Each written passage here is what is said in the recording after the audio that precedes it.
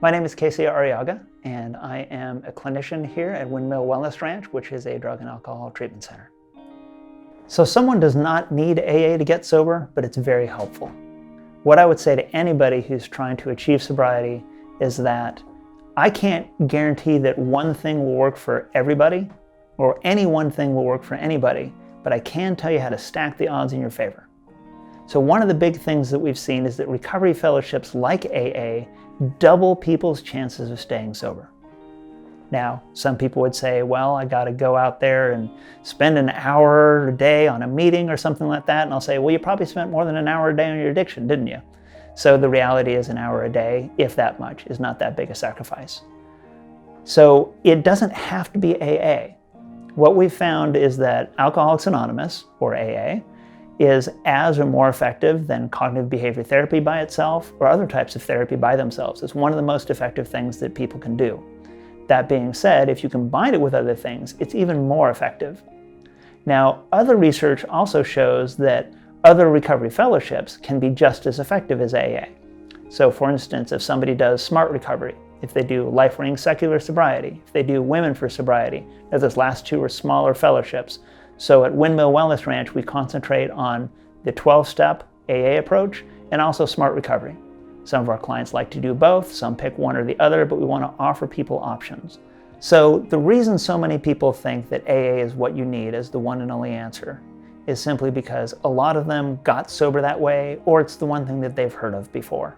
That's very natural. It is the largest, the oldest, and the best known of the recovery fellowships. There are millions of people that have gotten sober through AA.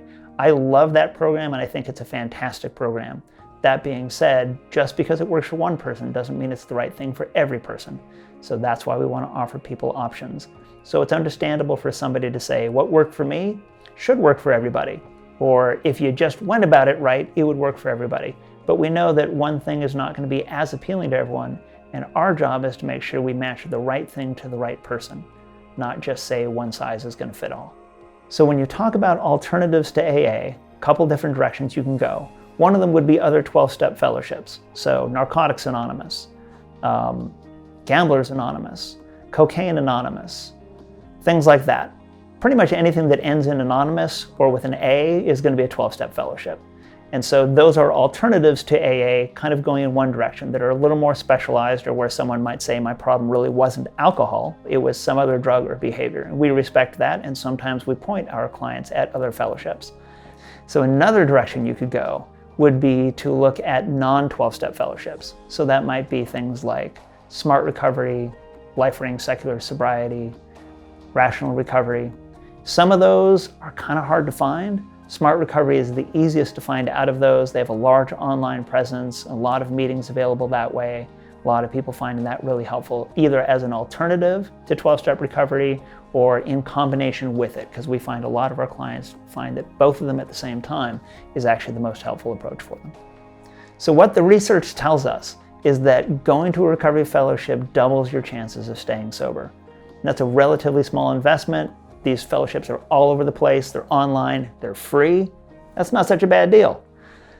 What the research tells us also is that if somebody is going in, there are some major factors that can really help them. So if you're going to a recovery fellowship and you say, I want to stay sober for life, seems like a no-brainer, but that increases your chances. Next to that, they're going to say, are you going to meetings consistently? That increases your chances. Next, they're going to say, are you getting phone numbers of people that you can talk to in between meetings? That increases your chances. Are you volunteering to help out with the group? That increases your chances. And then once you've had a little experience, are you volunteering to actually help lead a meeting? The research tells us that every aspect that you can say yes to on that list increases your chances of staying sober for life. So the way Windmill Wellness Ranch deals with this issue of having all these different fellowships and alternatives is we try and customize the experience to the client and get them what's going to work best for them. We are going to ask all of our clients to try out at least one of the recovery fellowships. Many of our clients will try multiple fellowships to find what fits them best. Now, the two major ones that we deal with on campus or offer, we offer primarily AA or Alcoholics Anonymous and SMART recovery. We also do have Narcotics Anonymous meetings on campus. We have specialized groups for sex and love addiction.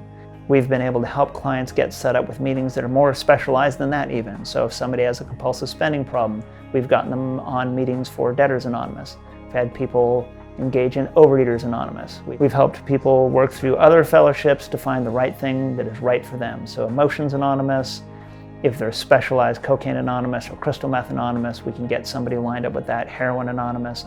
Really, the bottom line is we help people find where they're most comfortable. Because one of the things the research shows is that if you're comfortable and you feel connected to the other people around you in that fellowship, it's going to work better for you. We find that works a lot better than trying to shoehorn everybody into the same fellowship and say, well, you should feel comfortable here. We're going to work with the whole person to say, well, if you don't feel comfortable, we'll find what works for you. So if somebody's trying to get sober and they're uncertain about fellowships, all I'm going to say is keep your mind open. We're not going to insist on anything. We're not going to try and make it all one size fits all, but we do want to find what works for you, and we'll encourage you to keep your mind and your heart open to be able to do the same. So trust us that we're going to help you find the answers that work best for you. We're not going to force you to take on a label. I don't care if any of my clients ever say I'm an alcoholic or I'm an addict.